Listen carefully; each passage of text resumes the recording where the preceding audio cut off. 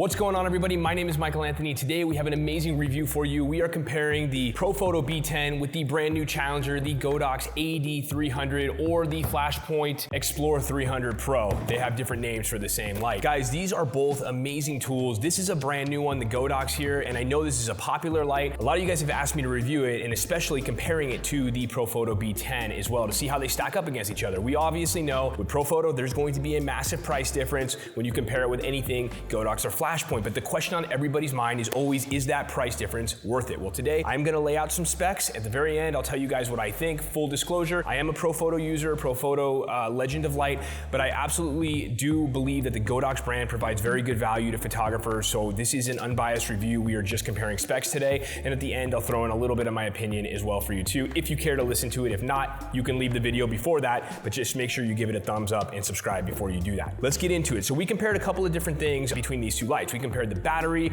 we looked at the modeling lamp, we compared the power between the two of them, both in and out of a modifier, and there are a couple of differences in the way that they stack up. Now, you will know that the Profoto is 250 watt seconds. So theoretically, being that the Godox is 300 watt seconds, this should be more powerful, right? Well, I'm gonna show you guys today why that is not necessarily the case. If you guys remember when the Profoto B10 came out, maybe it was about 2 years ago, I did a video, and we'll link to it up on one of these sides over here, where you guys can see that this light was almost as powerful as a Profoto B1, which is 500 watt seconds, and that has to do with the way that the head is designed on the inside.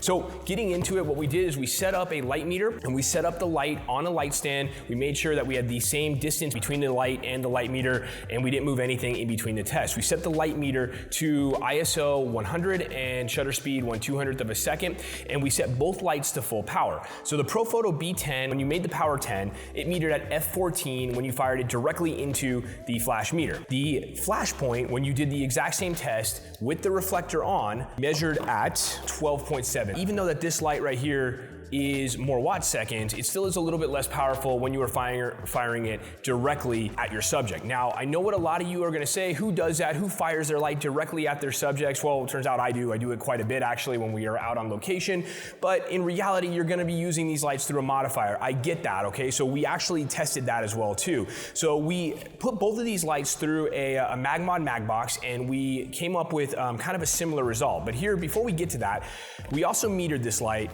when you take the reflector off, which exposes the bulb. Now, theoretically, by doing this, what it's supposed to do is it's actually supposed to give you more coverage in the softbox, okay? And the Magbox itself is a very efficient softbox. It can actually do very well at spreading light evenly. We've actually tested this light with the AD300, which also has the exposed bulb, and we tried to see if the coverage inside the softbox was different, and it wasn't. It was exactly the same. So the Magbox is a very efficient modifier, okay? When we did this test, though, what we found was that the Profoto metered at a full stop better through the softbox than the AD300 did, and that makes sense, right? Because when you take that reflector off, a light that's already not as powerful because of the head design itself is going to lose more power by spreading that light throughout the softbox. Now, theoretically, again, you're supposed to fill the modifier up better by having this exposed head as opposed to the Profoto, which is flat head like this. We also tested the light spread on these two lights, and what we did was we first put the reflector on the AD300, we put it up against the wall, we took a picture, it gave us a perfect 180-degree spread of light. We did the same thing with the Profoto B10, and it did exactly the same thing, 180 degrees. They were equal in that regard.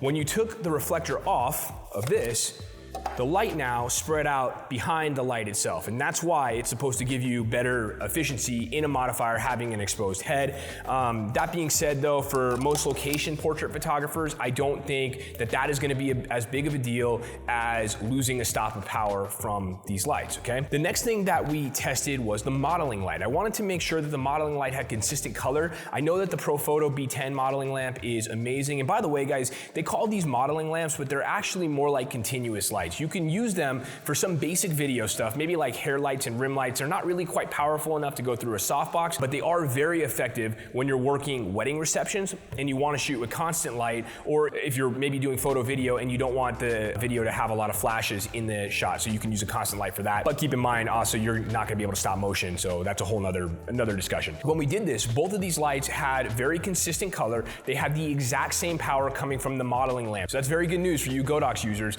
you guys who are are looking to purchase this light could be rest assured that you're gonna have a very solid continuous lamp. And I know that a lot of people buy this light for that continuous lamp. That's the reason why they're buying this over the AD200. So that is one of the things that you guys will be happy to hear it does a pretty good job at.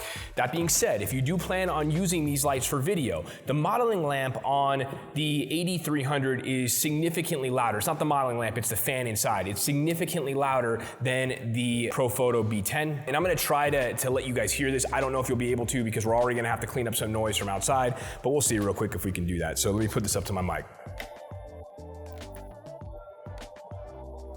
I don't know if you could hear that or not, but we'll do the same thing with the Profoto now too. The Profoto is almost completely silent.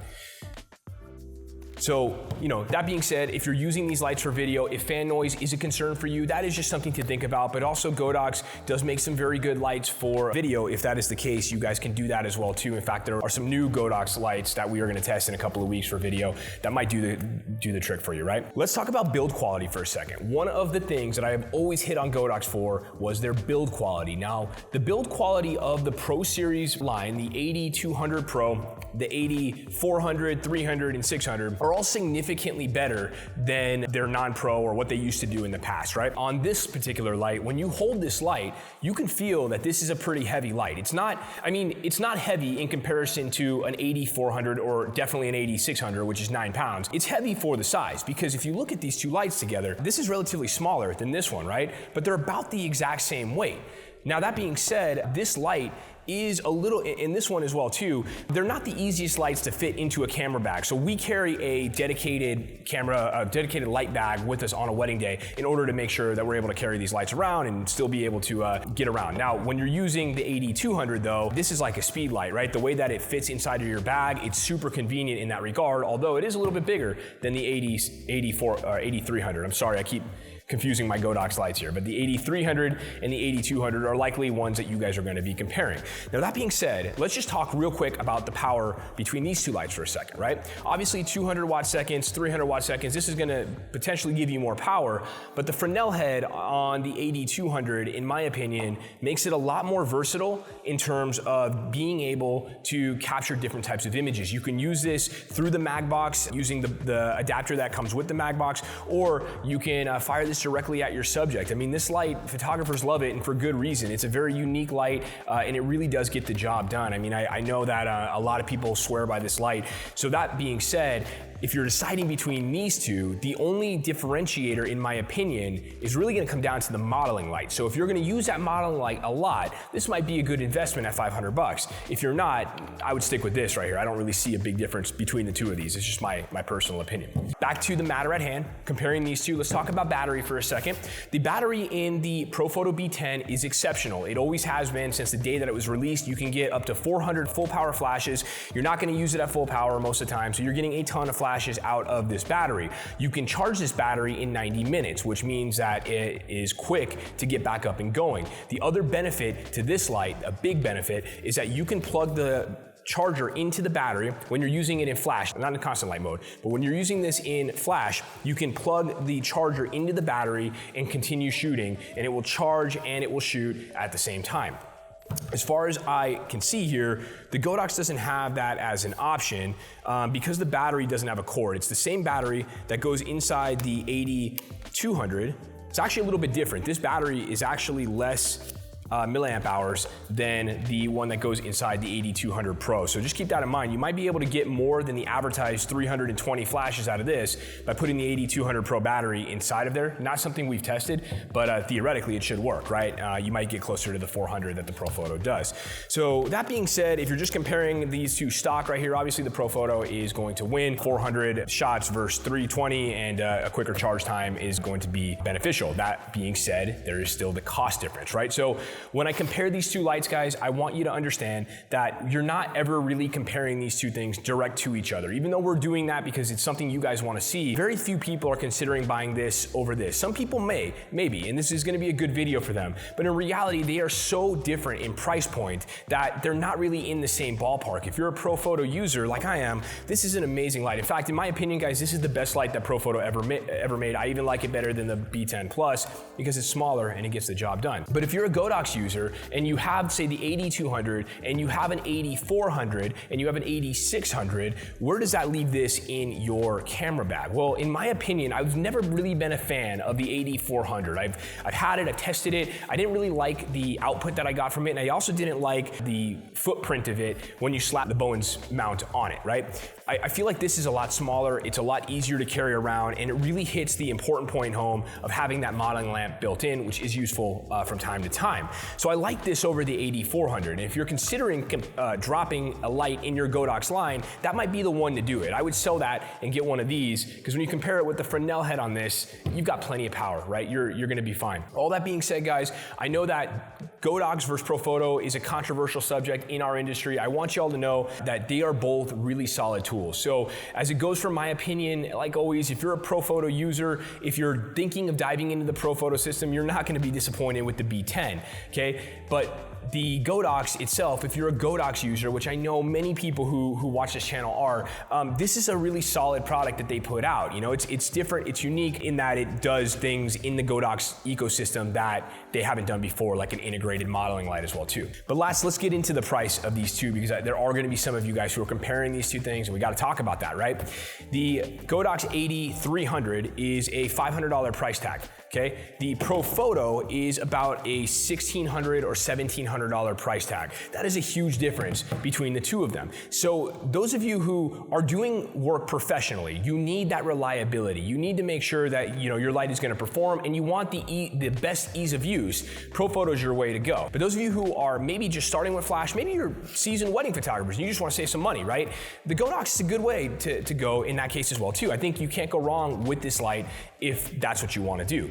I will talk a little bit about my personal experience with the Godox light system, mainly in the connectivity standpoint, right? While I love the Godox remotes, while I think that they're excellent because you could see the power going both ways, I love the fact that the battery in them lasts forever. I do have problems from time to time with firing, right? With the ability to be reliable in terms of triggering. Now, that being said, I have not tested the newest light in terms of taking 500 images and seeing if it fires on all 500 of them. I haven't done that. I'm just talking about real world experience right now in overheating, okay? So we're gonna follow this video up when wedding season starts again. I will shoot a couple of weddings with this. I will let you know if I run into those overheating problems, and if I do, I will post them. But from what I can tell you, what I can gather, Godox's strobes like this, and the AD400 and the AD600, they generally didn't have a problem overheating from what I remember, right? The AD200 did have a problem with overheating. It was a significant problem with overheating, and the speed lights even more. So hopefully that's something that they're working on to make their product better. Obviously, we'll check that out in a future video to see if we're still running into that problem. But for those of you right now considering between these two, I really would love to know what you think. In fact, I wanna know from those of you who can justify the price tag here and why you did it, right? I know that there are a lot of you out there. For me, it's going to be the service, the reliability, the ease of use, which cannot be discounted to, if I want a brand new assistant to work this light, I hand it to them, I say power up, power down. It really doesn't get more simple than turning the knob, right? With this light, you can't really do that. If you're gonna hand this to somebody who's an assistant who's never worked with these lights before, Godox, for whatever reason, they rely on these complicated menus. You have to push 2 to 3 buttons sometimes to get to the right channel and the right power, and it could be a little bit of a pain. I do notice though, right on this one real quick, when you turn the knob right here, it does adjust the power without having to go into a secondary menu. So that is an ease of use improvement on this. But other things that I was trying to figure out how to do, like change the color of the modeling lamp and change the power of the modeling lamp, I ran into some problems. I had to actually look it up to figure that out, whereas the Profoto, it was just pretty simple. But again, that's a very minor issue for many people. For me, the reliability, the service, the build quality have always been the reasons why I'm a Profoto user. And the fact that I know that they're gonna get the job done. I've dropped these things onto rocks before. I've dropped them even in the water briefly for a half a second, and they still continue to fire. And when they break, Profoto service is there to fix them. So that's why I go with this. But I know many of you guys are Godox users, and for those of you who are, please leave a comment down below what you love about this new light. That's all I got for you guys today. Thanks so much, and we'll catch you on the next one.